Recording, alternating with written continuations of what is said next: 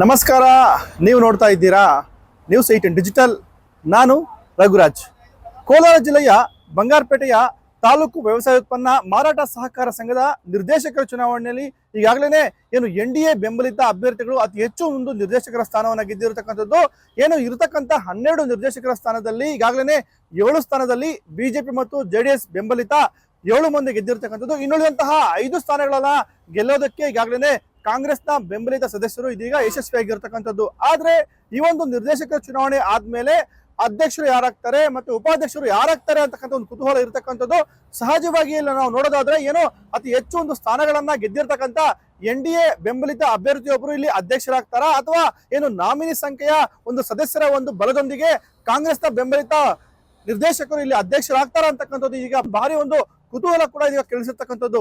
ನಿರ್ಭೀತ, ನಿಷ್ಪಕ್ಷಪಾತ, ವಿಶ್ವಾಸಾರ್ಹ ಸುದ್ದಿಗಳಿಗೆ ಹೆಸರಾಗಿರುವ News18 ಕನ್ನಡ ಈಗ ಆಪ್ನಲ್ಲೂ ಲಭ್ಯವಿದೆ.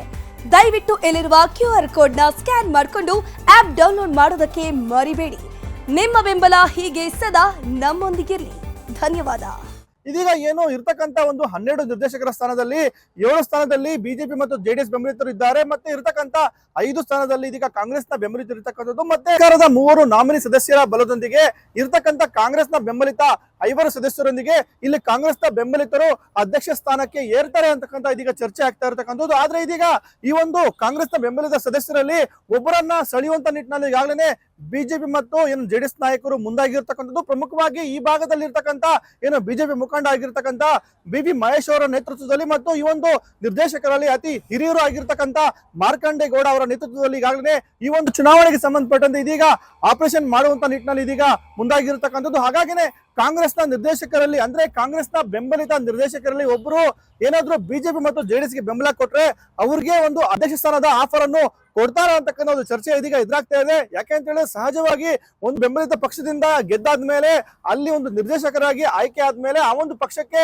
ನಿಷ್ಠೆ ಆಗಿರ್ಬೇಕಾಗುತ್ತೆ. ಆದ್ರೆ ಇಲ್ಲಿ ಅಧಿಕಾರವೇ ಎಲ್ಲದಕ್ಕೂ ಕೂಡ ಇಲ್ಲಿ ಪ್ರಮುಖವಾಗಿರುತ್ತೆ. ಹಾಗಾಗಿನೇ ಅಧಿಕಾರಕ್ಕೋಸ್ಕರ ಅದೆಷ್ಟೋ ಜನ ನಿರ್ದೇಶಕರು ಅದೆಷ್ಟೋ ಜನ ಸದಸ್ಯರು ಪಕ್ಷವನ್ನ ಬಿಟ್ಟು ಬೇರೆ ಪಕ್ಷಕ್ಕೆ ಬೆಂಬಲ ಕೊಟ್ಟಿರುವಂತ ಉದಾಹರಣೆಗಳು ಬಹಳಷ್ಟು ನಾವು ನೋಡಿದ್ದೇವೆ. ಹಾಗಾಗಿನೇ ಈ ಒಂದು ಚುನಾವಣೆಯಲ್ಲಿ ಕೂಡ ಹಾಗೆ ಆಗುತ್ತಾ ಅಂತಕ್ಕಂಥ ಇಲ್ಲಿ ಒಂದು ಚರ್ಚೆ ಕೂಡ ಎದುರಾಗ್ತಾ ಇದೆ. ಈ ನಿಟ್ಟಿನಲ್ಲಿ ಏನು ಬಂಗಾರಪೇಟೆಯ ಬಿಜೆಪಿ ಮತ್ತು JDS ನಾಯಕರು ಏನು ಕಾಂಗ್ರೆಸ್ನ ಬೆಂಬಲಿತ ಸದಸ್ಯರಲ್ಲಿ ಒಬ್ಬರಿಗೆ ಅಧ್ಯಕ್ಷ ಸ್ಥಾನದ ಒಂದು ಆಫರ್ ಅನ್ನ ಕೊಟ್ಟಿದ್ದಾರೆ ಎನ್ನಲಾಗ್ತಾ ಇದೆ. ಹಾಗಾಗಿನೇ ಕಾಂಗ್ರೆಸ್ನ ಬೆಂಬಲಿತ ನಿರ್ದೇಶಕರು ಆಗಿರ್ತಕ್ಕಂಥ 5ರನ್ನ ತಮ್ಮ ಒಂದು ಹಿಡಿತದಲ್ಲಿ ಇಟ್ಕೊಳ್ಳುವಂತ ನಿಟ್ಟಿನಲ್ಲಿ ಈಗಾಗಲೇ ಶಾಸಕ SN ನಾರಾಯಣಸ್ವಾಮಿ ಅವರು ತಮ್ಮ ಒಂದು ಮುಖಂಡರಿಗೆ ಸೂಚನೆಯನ್ನು ಕೊಟ್ಟಿದ್ದಾರೆ. ಯಾರು ಕೂಡ ಪಕ್ಷವನ್ನು ಬೇರೆ ಪಕ್ಷಕ್ಕೆ ಹೋಗಬೇಡಿ, ಖಂಡಿತ ನಾಮಿನಿ ಸದಸ್ಯರ ಬಲದೊಂದಿಗೆ ನಾವು ಬಂಗಾರಪೇಟೆಯ ಒಂದು ತಾಲೂಕು ವ್ಯವಸಾಯ ಉತ್ಪನ್ನ ಮಾರಾಟ ಸಹಕಾರ ಸಂಘದ ಅಧ್ಯಕ್ಷ ಮತ್ತು ಉಪಾಧ್ಯಕ್ಷ ಒಂದು ಗಾದಿಯನ್ನ ನಾವು ಏರೋಣ ಅಂತಕ್ಕಂಥ ಒಂದು ನಿಟ್ಟಿನಲ್ಲಿ ಇದೀಗ SN ನಾರಾಯಣಸ್ವಾಮಿ ಅವರು ಈ ನಿಟ್ಟಿನಲ್ಲಿ ಒಂದು ಭರವಸೆಯನ್ನು ಕೂಡ ಕೊಟ್ಟಿರ್ತಕ್ಕಂಥದ್ದು.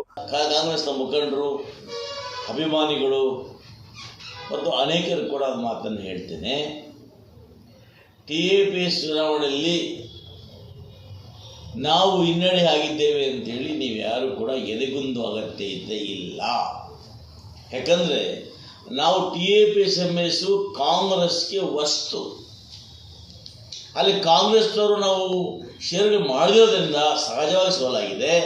ಇದು ಜನ ಕೊಟ್ಟದಾಗ ತೀರ್ಪಲ್ಲ, ಷೇರುದಾರ ಕೊಟ್ಟದಾಗ ತೀರ್ಪು.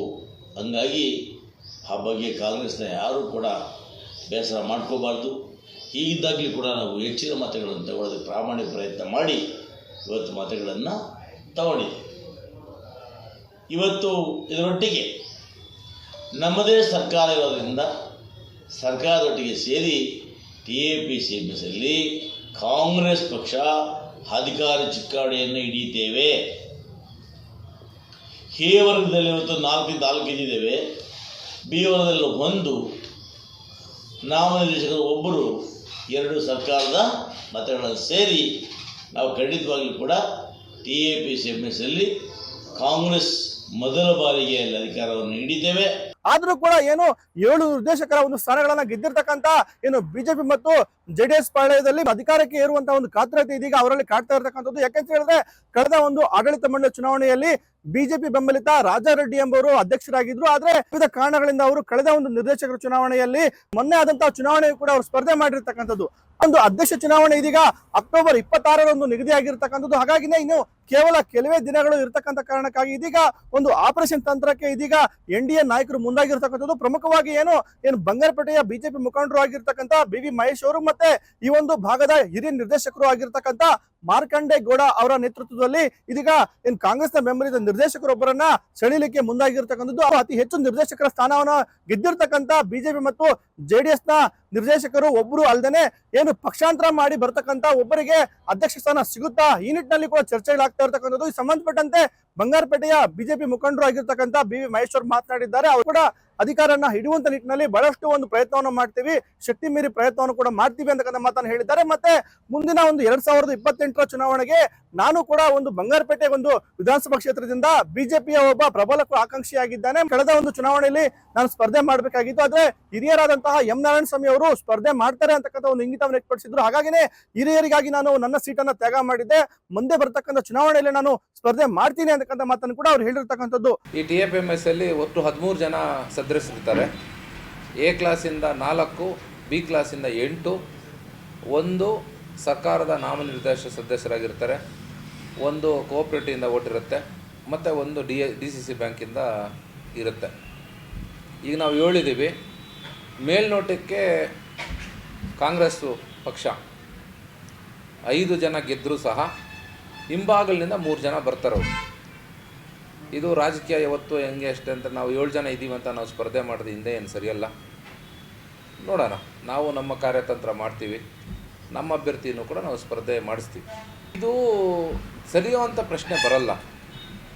ಇಲ್ಲಿ ಯಾವುದು ಸಿಂಬಲ್ ಮೇಲೆ ಯಾರೂ ಎಲೆಕ್ಷನ್ ನಿಂತಿರಲ್ಲ, ಸಿಂಬಲ್ ಮೇಲೆ ಗೆದ್ದಿರಲ್ಲ. ಒಂದು ಪಕ್ಷದ ಸಪೋರ್ಟ್ ತಗೊಂಡು ಗೆದ್ದಿರ್ತಾರೆ. ಒಂದು ಚುನಾವಣೆ ಅಂದಮೇಲೆ ಸಹಜ, ಏನು ನಾವು ಅವ್ರವ್ರನ್ನ ಓಟ್ ಕೇಳೋದು ಸಹಜ, ನಮ್ಮವ್ರನ್ನ ಅವರು ಕೇಳೋದು ಸಹಜ. ನಾವು ಕೂಡ ನಮ್ಮದೇ ರೀತಿಯಲ್ಲಿ ನಾವು ಚುನಾವಣೆ ಮಾಡ್ತೀವಿ. ಸೋಲು ಗೆಲುವು ನಾವು ಸಮಾನವಾಗಿ ಸ್ವೀಕರಿಸ್ತೀವಿ. ಗೆಲ್ತೀವಂತ ಭರವಸೆನೂ ಇದೆ. ಸೊ ನಮಗಿನ್ನು ಬೇಕಾಗಿರೋದು ಒಂದೇ ಓಟು. ಖಂಡಿತವಾಗ್ಲೂ ನಾವು ನಮ್ಮ ಕ್ಯಾಂಡಿಡೇಟ್ನ ಫೀಲ್ಡ್ ಮಾಡ್ತೀವಿ. ಗೆಲ್ಲೋದಕ್ಕೆ ಏನು ಕಾರ್ಯತಂತ್ರ ಬೇಕೋ ಅದೆಲ್ಲ ನಾವು ಮಾಡ್ತೀವಿ. ಇವಾಗ ಅವ್ರು ಹೇಳೋದು ಸಹಜನೇ.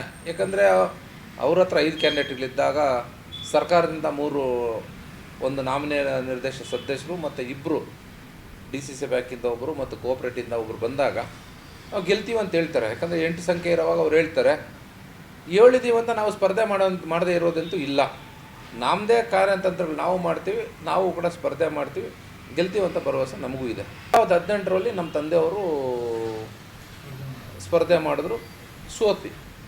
2023ಕ್ಕೆ ನಾನು ಆಕಾಂಕ್ಷಿಯಾಗಿದ್ದೆ, M ನಾರಾಯಣ ಸ್ವಾಮಿಯವರು ಆಕಾಂಕ್ಷಿಯಾಗಿದ್ದರು. ಎಲ್ಲ ನಮ್ಮ ಮುಖಂಡರು, ನಮ್ಮ ಪಕ್ಷದ ಎಲ್ಲ ಹಿರಿಯರೆಲ್ಲ ಕೂಡಿಸಿ M ನಾರಾಯಣ ಸ್ವಾಮಿಯವರು ವಯಸ್ಸಾಗಿದೆ, ಕೊನೆಯ ಎಲೆಕ್ಷನ್ ಅಂತ ಇರ್ತಿದ್ದಾರೆ, ಸೊ ಈ ಸರಿ ಅವ್ರಿಗೆ ನೀವು ಬೆಂಬಲ ಕೊಡಿ, ಮುಂದೆ ನಿಮಗೆ ಅವಕಾಶ ಮಾಡಿಕೊಡ್ತೀವಿ ಅಂತ ಹೇಳಿದ್ರು. ಅವರು ನಾವು ಬಿಟ್ಕೊಟ್ವಿ. ಸಹಜವಾಗಿ ಈ ಬಾರಿ ನಾನು ಎಲೆಕ್ಷನ್ ನಿಲ್ಲಬೇಕು ಅಂತ ಆಸೆ ಇಟ್ಕೊಂಡಿದ್ದೀನಿ. ನಮ್ಮ ಹೈಕಮಾಂಡ್ ಹತ್ರ ಹೇಳಿದ್ದೀನಿ, ನಮ್ಮ ಮುಖಂಡರೆಲ್ಲ ಮಾತಾಡ್ತಿದ್ದೀನಿ.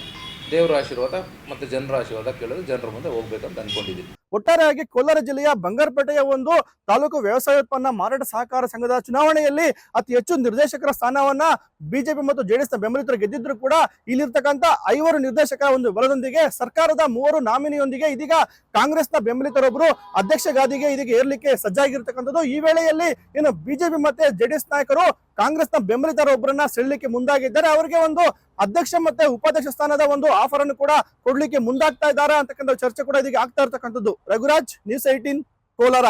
ನಿರ್ಭೀತ, ನಿಷ್ಪಕ್ಷಪಾತ, ವಿಶ್ವಾಸಾರ್ಹ ಸುದ್ದಿಗಳಿಗೆ ಹೆಸರಾಗಿರುವ News 18 ಕನ್ನಡ ಈಗ ಆಪ್ನಲ್ಲೂ ಲಭ್ಯವಿದೆ. ದಯವಿಟ್ಟು ಇಲ್ಲಿರುವ QR ಕೋಡ್ನ ಸ್ಕ್ಯಾನ್ ಮಾಡಿಕೊಂಡು ಆಪ್ ಡೌನ್ಲೋಡ್ ಮಾಡೋದಕ್ಕೆ ಮರಿಬೇಡಿ. ನಿಮ್ಮ ಬೆಂಬಲ ಹೀಗೆ ಸದಾ ನಮ್ಮೊಂದಿಗಿರಲಿ. ಧನ್ಯವಾದ.